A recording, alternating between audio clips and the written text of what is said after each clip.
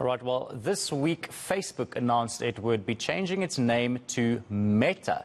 Founder Mark Zuckerberg says he wants Facebook to eventually become a metaverse company. To explain what exactly this means, we're joined by co-founder of South Africa's first VR metaverse, Mick Mann. Mick, thank you so much for joining us this morning, first and foremost. But before we delve into Africa's first metaverse, let's talk about Mark Zuckerberg and Facebook's big announcement earlier this week. They were launching what we now call a Facebook metaverse. What exactly is a metaverse and how will this benefit us? Sure. Well, thanks for having me. It's great to be with you all this morning. Facebook's metaverse, I think, is really quite fundamentally going to change the way we work, the way we play, the way we socialize. And it's pretty exciting that a company as big as Facebook could be taking this so seriously. And Mark Zuckerberg, I think he's quite a visionary for trying to do what he's trying to do. There is a lot of skepticism and a lot of criticism going on at the moment, but I think it's a great move in its early days to find out what's going to happen. The metaverse is a persistent virtual reality that we can create by creating these virtual worlds that we can enter into in a 3D environment as an actual avatar. So not as ourselves, we come in as a 3D avatar. And with the enablement of the blockchain, it's become a persistent world that where we can actually have true digital ownership. So for the first time, you can actually own something in the digital world, in a virtual world, that's called the metaverse, and it's creating a new type of reality for us in the future. So you mentioned the skeptics. What could the possible concerns then be for this metaverse? So, I mean, it's too early days to say, but there's a lot of skepticism around that Facebook's going to try to control the metaverse, almost being like a nation state controlling its people, which, you know, it's very hard to tell what will happen. But if you think of the metaverse as almost like countries, you can have many countries in the world with many different cultures. So too, you can have many different metaverses in the world with many different types of communities and cultures. So there's a bit of skepticism around, you know,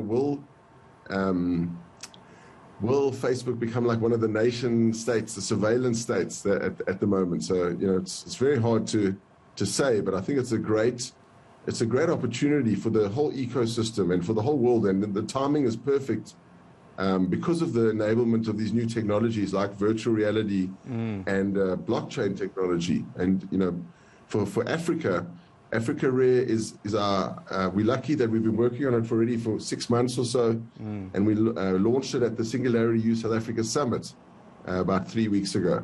Yeah, let's talk more about Africa. And this is a first for South Africa and for Africa as a whole, a VR metaverse. When did you create the Africa metaverse and how successful has it been thus far?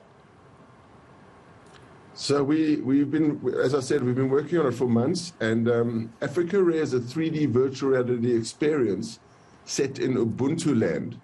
So there's been this huge explosion of non-fungible tokens, I'm sure you've heard, and they're called NFTs, where there's been a lot of creators creating new types of digital assets and art forms, mainly in the USA, in Europe, and in Asia.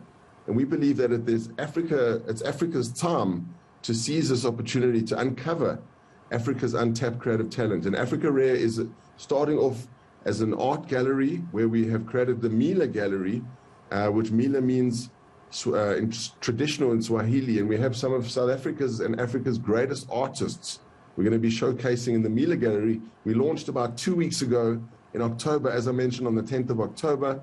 And we sold out. We launched with Norman Catherine, one of South Africa's greatest artists, with about 52 pieces that sold out just under 2 weeks.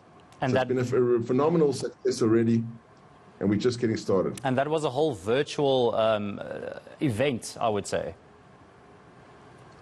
Yeah, so what you do is you go to africarare.io and you can enter the gallery.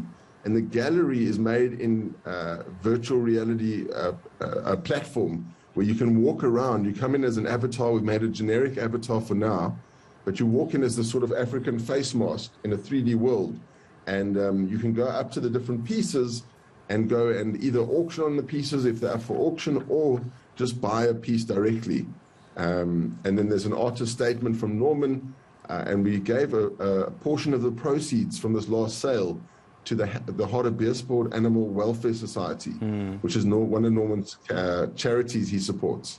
All right, awesome. Listen, this sounds very interesting, and I think this is the way forward for a lot of people, a lot of companies as well, a lot of creatives to do something like this. And Africa Rare definitely setting the benchmark here in South Africa and Africa as a whole with this whole metaverse reality that we are talking about.